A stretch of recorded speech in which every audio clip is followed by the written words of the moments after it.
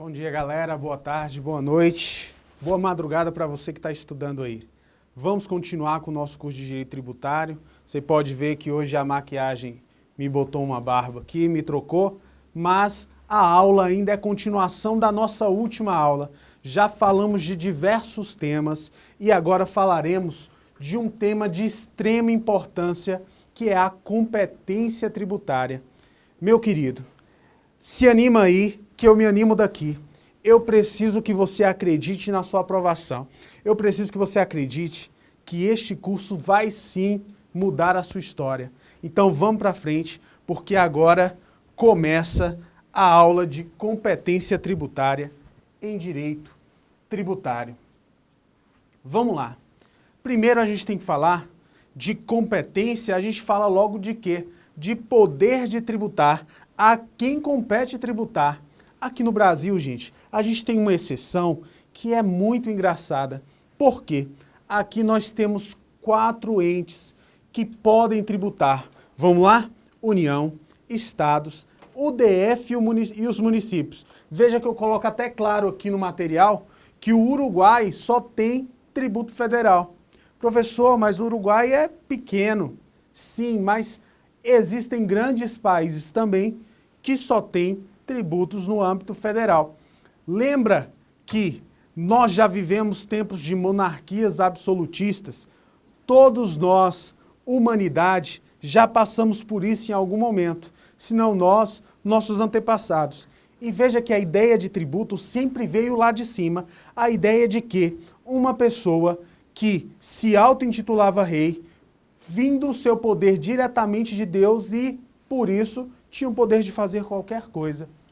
Tanto fazia que tributava. Já falamos e vou repetir quantas vezes for necessário. O tributo é, no Estado, uma das coisas mais importantes, se não a mais importante. Quando resolvemos viver em sociedade, nós resolvemos que alguém pagaria a conta. E quem deveria ser essa pessoa a pagar a conta, meu querido? É claro que é você, sou eu, o câmera, todo mundo que está assistindo essa aula em algum lugar do Brasil é responsável por pagar para vivermos em sociedade. Você consegue compreender isso? Você consegue entender que pagar tributos nada mais é do que alimentar a vivência em sociedade? Se é assim, vamos para frente. O conceito lá de competência tributária nada mais é que o poder atribuído pela Constituição aos entes políticos para editar leis que instituam tributos. Qualquer desses 4 entes, então, vai poder instituir tributos, meu querido. União vai poder? Vai. Estados vão poder? Vão. Municípios vão. Até o DF, professor, o Distrito Federal? Sim. E muito mais. O DF vai poder instituir tributos federais e tributos estaduais e tributos municipais. Federais, de forma nenhuma. É indelegável. Gente, vamos lá. A gente vai ver daqui a pouco que competência e capacidade são 2 coisas diferentes em qualquer lugar. Aqui no direito tributário, mais ainda. Mas veja comigo. Enquanto competência está aqui como o poder de instituir tributos, capacidade não é isso. E a gente vai ver daqui a pouco. Primeiro, anote no seu caderno que é indelegável o poder de instituir tributos. Então, a competência tributária é indelegável. Anote no seu caderno agora. A competência tributária é indelegável. Beleza? Vamos para frente. A Constituição que define quem pode instituir tal tributo. Então vamos lá, gente. Se cair uma questão na sua prova e você estiver lá, desesperado, pensando na prova de processo penal, de processo civil, essas provas aí de quem estuda menos. Agora aqui no tributário, na hora que cair essa questão, vá direto. Então, aonde eu vou descobrir quem pode instituir tal tributo? Na Constituição, meu querido. Lembra que no início deste bloco nós falávamos do poder absolutista do rei. Então lembre comigo, veja aqui, um rei obrigava o seu povo a pagar tributos e outras milhares de coisas, da forma opressora, até que a humanidade se revoltou contra isso. A humanidade olhou para dentro de si mesma e falou, pô, por que esse cara manda da gente sobre o argumento mais bobo do mundo de quê? De que o seu poder vem diretamente de Deus. Veja que absurdo. Deus desceu em algum momento e falou que aquele cara era o seu representante na Terra? Em nenhum momento. Ele se auto-intitulou, talvez porque viesse de uma linhagem de reis e assim achava-se no direito de oprimir o seu povo. Veja que a humanidade teve uma ideia maravilhosa.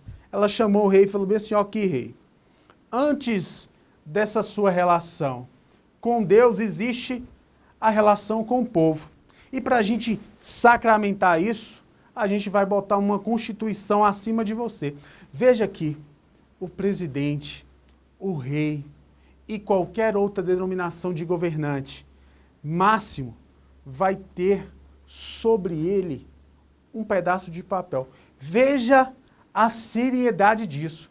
Veja você que hoje toda a sua vida é regida por um pedaço de papel, aqui no Brasil chamado de quê? De Constituição Federal, Constituição da República Federativa do Brasil, do ano de 1988, de 5 de outubro de 88.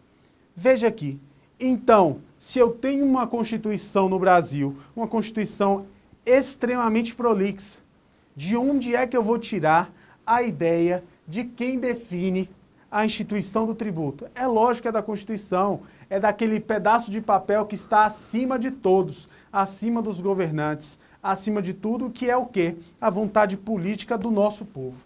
Veja aqui, se a Constituição define quem pode instituir tal tributo, a lei complementar define as normas gerais que devem ser seguidas para a instituição dos tributos. Gente, grafa aí normas gerais do seu caderno, troca a caneta, troca a cor, faz um coração, faz uma florzinha, escreve o nome da pessoa que você ama do lado, para você não esquecer isso.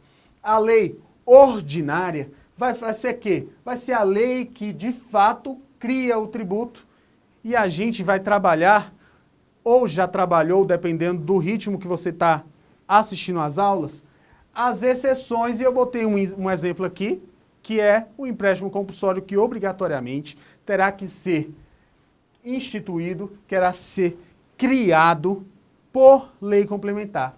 De resto, gente, a regra é o quê? A regra é que quem define as normas gerais é a lei complementar e quem cria, de fato, o tributo é uma lei ordinária. Consegue compreender isso? Tamo junto? Então vamos embora. Eu botei uma observação aqui, ó. Essa observação é a questão mais cobrada dentro desse tema, que é a seguinte: se eu, governador de município, se eu enquanto município, se eu enquanto estado, se eu enquanto União, se eu enquanto Distrito Federal, deixo de instituir um tributo que é da minha competência. Professor, me dê um exemplo. Vamos dizer que a União deixe de instituir o imposto de renda. Professor, isso não existe, o imposto de renda já está criado. Gente, a gente está trabalhando no plano das ideias, para que você não esqueça nunca mais. Então, se a União deixa de instituir o imposto de renda, ela perde esse direito? De forma alguma, gente. Ó, a omissão, mesmo em caso de omissão, a competência não é transferida. Então, vamos supor que a União deixe de instituir o IPI, que a gente vai ver que durante a repartição de receitas, parte desse dinheiro vai ser direcionada ao Estado. Então veja, o Estado perdeu o dinheiro do IPI e está lá, poxa, por que a União não criou o IPI? Pois eu vou criar. Pode?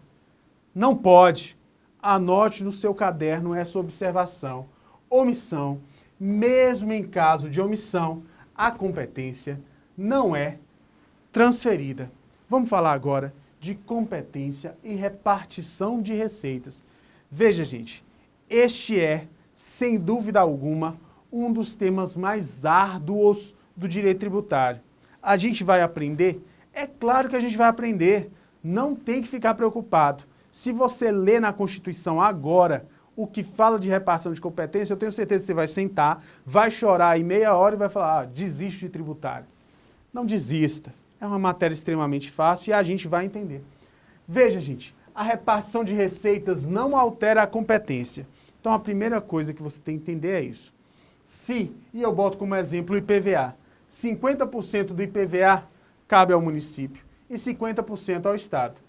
Mesmo que as receitas sejam repartidas, quem legisla é quem cria. Vamos lá, gente. O IPVA é um tributo estadual municipal. Estadual. Concorda comigo? Se é estadual, não precisamos de desespero. Quem vai legislar sobre IPVA será sempre o Estado. Por mais que o município tenha alguma parcela na repartição de receitas, não há por que temer. Pode marcar a questão com o coração aberto. Eu botei o exemplo aqui, o artigo 1582 do CTN. Eu quero que você pare o vídeo agora e leia esse artigo. Eu poderia ler para você aqui? Claro que poderia. Mas vamos fazer esse trabalho de conhecimento do Código. Vamos lá. Capacidade tributária, eu já te falei no início da aula. Capacidade e competência são coisas diferentes. Então, capacidade tributária é o poder de exigir e fiscalizar o tributo, mas não o de instituir, conforme o artigo 7º, segunda parte do CTN. Gente, isso aqui era uma briga gigantesca dentro da doutrina e já foi resolvida. Competência é instituir. Capacidade é o poder de exigir e fiscalizar. Quem tem competência tem capacidade? Com certeza. Mas quem tem competência pode delegar a capacidade para fiscalizar e exigir o tributo? Pode. Professor, me dá um exemplo. Eu te dou o exemplo, meu querido, do ITR, que é o Imposto Territorial Rural, o Imposto sobre as Terras Rurais. Veja aqui, esse imposto é de competência da União. Lá na frente, nós já vimos isso. Se não vimos isso, veremos em outro bloco, fique tranquilo. Mas veja que o ITR é o imposto de competência da União. Se é um imposto de competência da União, quem tem competência para instituí-lo? Ué, professor, lógico, quem tem competência é a União. E a capacidade? Já na Constituição e no próprio CTN, a gente traz uma exceção. Vem bem assim, ó. Cabe ao município onde está aquela terra 50% do ITR. E se ele exigir e fiscalizar, a ele cabe 100%. Professor, 100% é do município, 100%. Então me diz uma coisa, professor. O município pode legislar sobre ITR?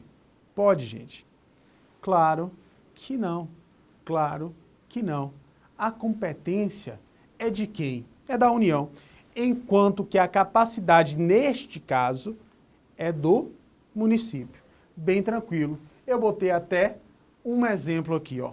A União delega aos conselhos de classe a exigibilidade da contribuição da anuidade. A delegação pode ser revogada a qualquer tempo, anote isso. A delegação pode ser revogada quando? A qualquer tempo. Vamos lá. Olha a diferença de competência e capacidade. Ó, eu vou sair da frente para que você pare o vídeo e anote. E agora já estou voltando. Espera aí, deixa o câmera dar um close legal ali para você não esquecer. Vamos voltando então, galera. Competência e capacidade. Cara, não dá para esquecer isso, nunca mais. Anote e pense isso, ó. Nunca mais eu vou esquecer a diferença de competência para capacidade. Competência é o poder para instituir tributos, enquanto capacidade é o poder para exigir e fiscalizar. Vamos lá, competência é a atribuição legislativa, capacidade é a atribuição administrativa. Vamos lá, gente.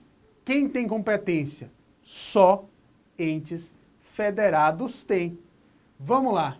Bota o tem com circunflexo que está no plural. Vamos lá. União, estados, DF e municípios. Capacidade, ó.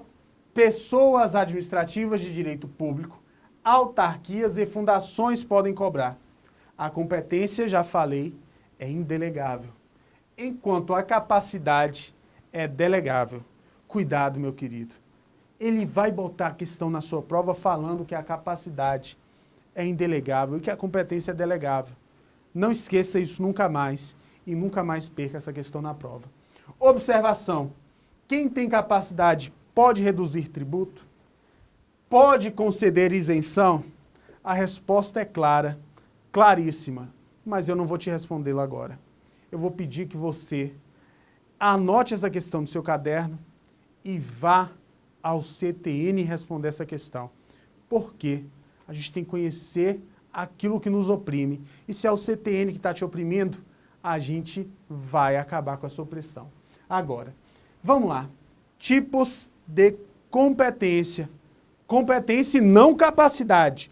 Competência. Agora estou elencando os seus tipos. O primeiro, é claro, a competência privativa. Professor, isso é aula de constitucional? Também, gente. Já falei que a base do direito tributário é toda constitucional. Você vai estar assistindo a aula de constitucional amanhã ou depois e vai falar, nossa, os caras falaram também de competência.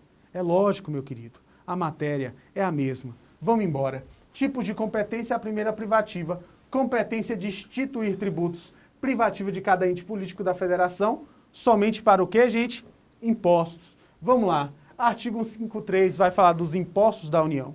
O 155 vai falar dos impostos dos estados e o 156 dos impostos dos municípios. Professor, cadê os impostos dos estados? Então aqui, ó, os estados e os municípios terão, então, o DF legislará sobre estados e municípios, competência tributária dos estados e municípios. A competência comum é comum a quem? Comum a todos. Vamos lá, ó. É comum porque várias pessoas podem instituir. Somente para quê, gente? Para taxas e contribuições.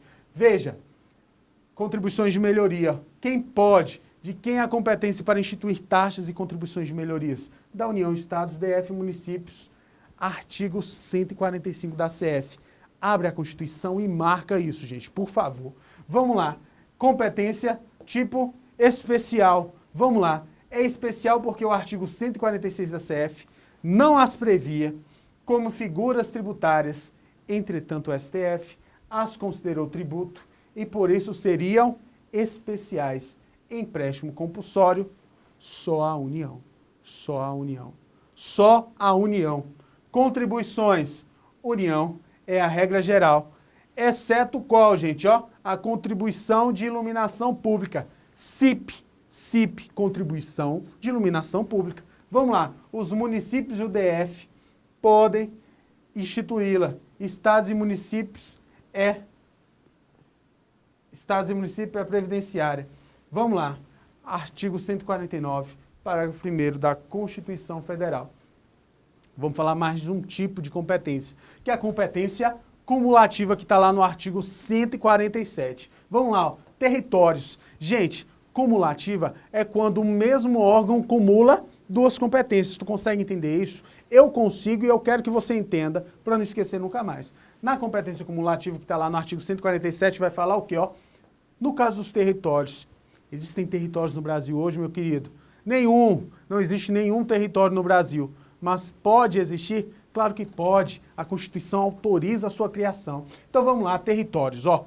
A União acumula competência de instituição de tributos federais e estaduais nos territórios. Cara, para tudo. E anota isso daqui, ó, em letras garrafais e municipais, se não for dividido em municípios. Veja, ó, os federais e estaduais competem à União, ponto. Não precisa discutir isso. E os municipais também, desde que não exista um requisito. Porque eu posso criar um território, vamos dizer que eu volte a criar o território de Roraima. Roraima hoje é dividido em municípios? Com certeza. Então, se eu crio o território de Roraima, a quem compete criar tributos federais e estaduais? A União. E a quem compete os municipais? Neste caso, que eu já falei que existem municípios, a quem? Aos seus próprios municípios. Muito tranquilo, né? Botei aqui que o DF cumula a competência de instituição de tributos estaduais e municipais porque não é dividido em municípios. Tu já ouviu falar do Distrito Federal? Você que está assistindo e não é daqui, nós não temos municípios aqui. Nós temos cidades satélites, são regiões administrativas. O Distrito Federal é uma coisa só, dividida em regiões administrativas, logo e por isso legisla sobre matérias de competência estadual e municipal. Por fim, a competência residual. A competência residual é a competência para criar tributos previstos na CF, não discriminados, se houver necessidade de aumento de receita. De quem é a competência residual, meus queridos? Da União. Sempre da União. Vamos lá. Impostos, artigo 154, são requisitos para a criação. Não podem ter fato gerador ou base de cálculo de outros impostos. São instituídos por lei complementar. Somente a União pode instituir novos impostos, e eles não são cumulativos. Contribuição de Seguridade Social, está lá no artigo 195, parágrafo 4º, são requisitos para a instituição de uma nova contribuição. Não podem ter fato gerador ou base de cálculo de outras contribuições, mas pode ter de impostos. São instituídos por lei complementar, somente a União pode instituir e não são cumulativos. Vamos lá, gente. Para terminar aqui, competência extraordinária. Somente em caso de guerra que se pode instituir aquele imposto que já falamos ou falaremos, fique tranquilo, que é o imposto extraordinário de guerra previsto lá no 542. Veja, gente, tributo não vinculado, a lei será ordinária, qualquer base econômica, inclusive de impostos estaduais. Então, eu quero cobrar sobre o imposto extraordinário de guerra sobre a propriedade de veículo automotor. Professor, mas daí é base do IPVA. Pode. Qualquer base econômica, inclusive impostos estaduais. E eles serão suprimidos em 5 anos após a declaração de paz. Só para finalizar, competência residual e competência extraordinária, para não esquecer nunca mais. Competência residual são para tributos ordinários previstos na CF, mas não discriminados. Competência extraordinária é só para um imposto extraordinário de guerra. Competência residual pode ser a qualquer tempo. Competência extraordinária só em caso de guerra externa ou iminência de guerra. Veja que competência residual por lei complementar. IEG, competência extraordinária por lei ordinária. Competência residual, inovação de fato gerador e base de cálculo. Tem que ser novo. O fato gerador e a base de cálculo não pode ter sido utilizado em outro imposto. Competência extraordinária não exige inovação de fato gerador e base de cálculo. Competência residual, os impostos são permanentes. Eles durarão enquanto o governo quiser. Não precisa ter lá o seu suicídio escrito. Agora, a competência extraordinária, não, são temporários. No máximo, o quê? 5 anos após a paz, deverão ser encerrados. Competência residual, respeitam a anterioridade e a noventena, que são princípios. A competência extraordinária não respeita nem a anterioridade e nem a noventena. Tranquilo? Na próximo bloco falaremos um pouquinho sobre repartição de receitas. Fique firme, vai valer a pena. Muito obrigado.